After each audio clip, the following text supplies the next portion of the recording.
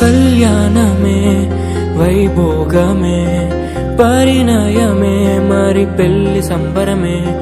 కళ్యాణమే వైభోగమే పరిణయమే మరి పెళ్లి సంబరమే. అందాల వరుడు పరిశుద్ధుడు చక్కని వధువు కన్యాకు. అందాల వరుడు పరిశుద్ధుడు చక్కని వధువు కన్యాకు.